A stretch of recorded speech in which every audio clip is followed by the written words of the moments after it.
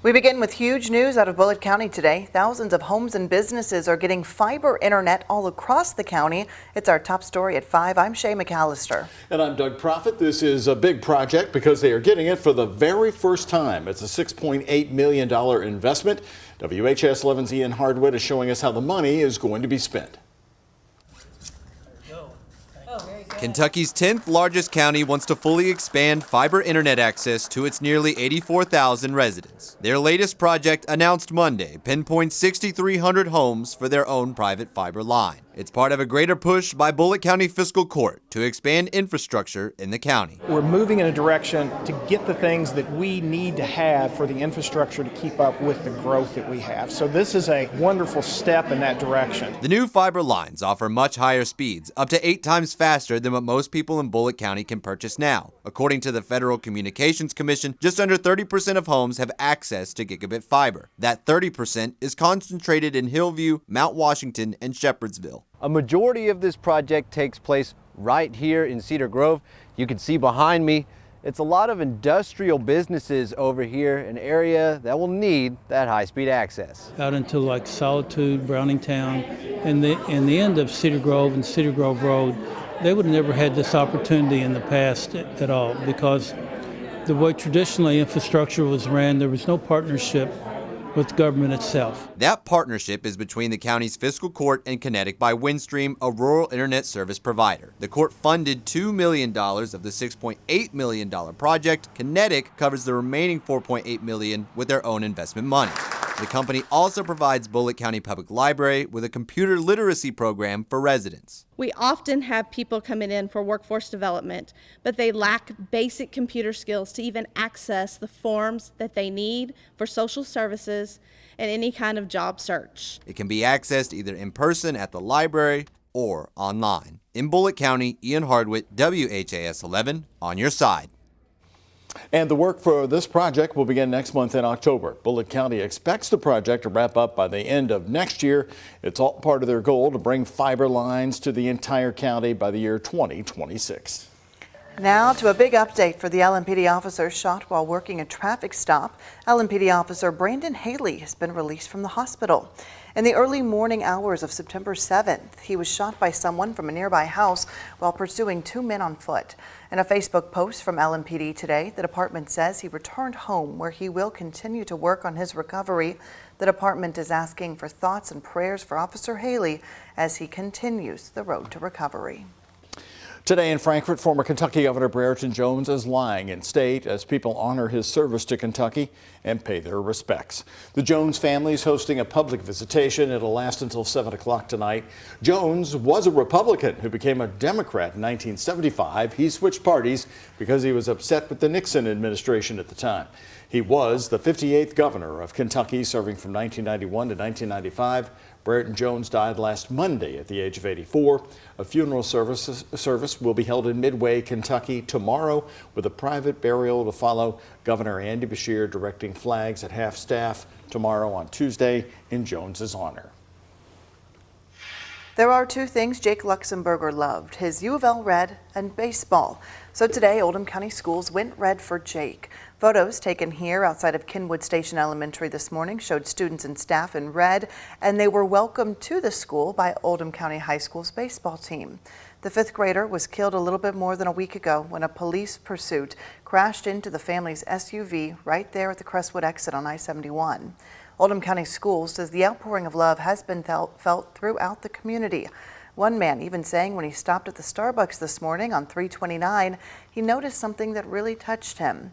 All of the employees were wearing their red aprons they would normally save for Christmas.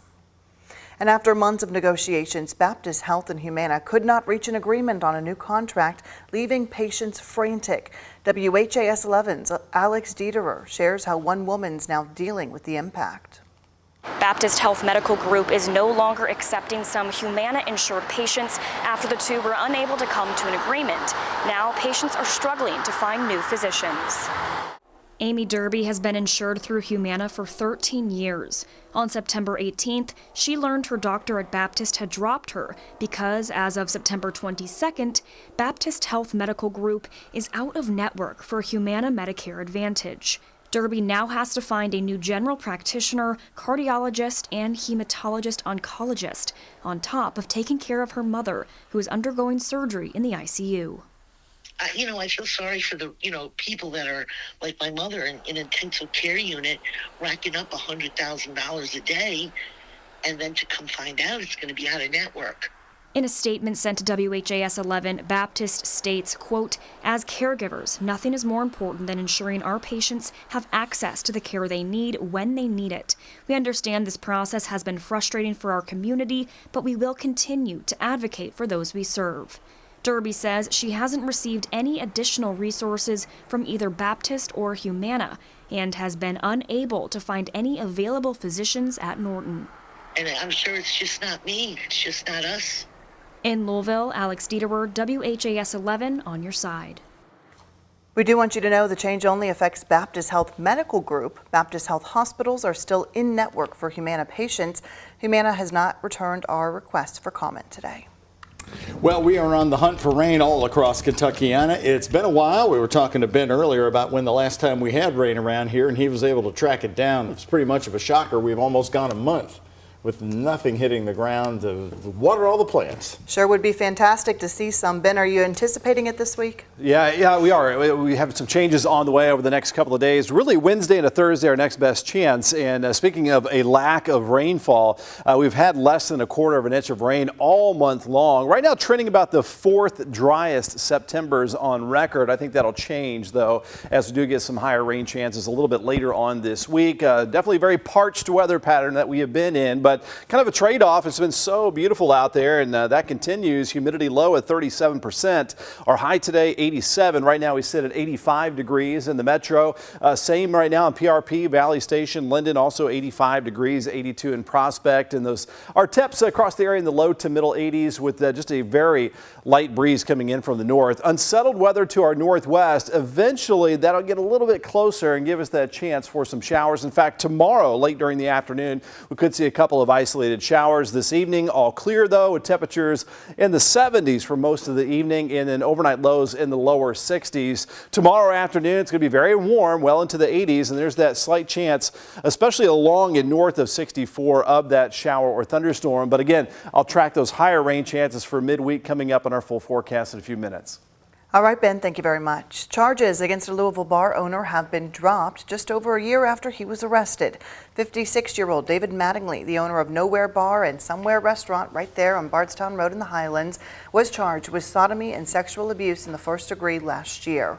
Well, just last week, a grand jury found no probable cause in his case and returned a no true bill verdict. That means he is cleared of all charges. The man charged with a deadly shooting at the now closed Southern Restaurant and Lounge in downtown Louisville was in court today. 38-year-old Arthur Simpson asked the judge to appoint a public defender to represent him. Originally, Simpson believed his family would be able to hire an attorney, but that's not the case anymore.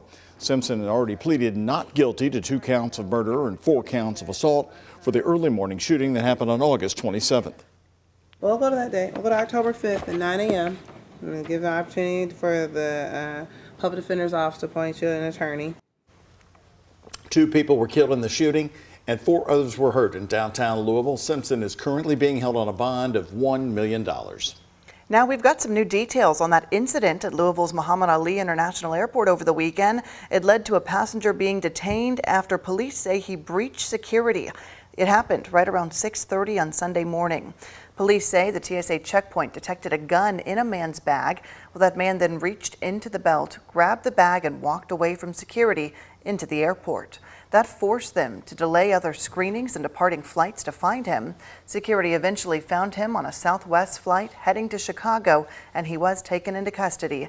The airport says other passengers had to deplane, go back through security, and then get back on the plane before taking off. Airport operations were back to normal at 7:45. Today, police in Covington, Kentucky, that's northern Kentucky, announced an arrest has been made in connection to the threats that were made against the John Roebling suspension bridge over the Ohio River earlier this month.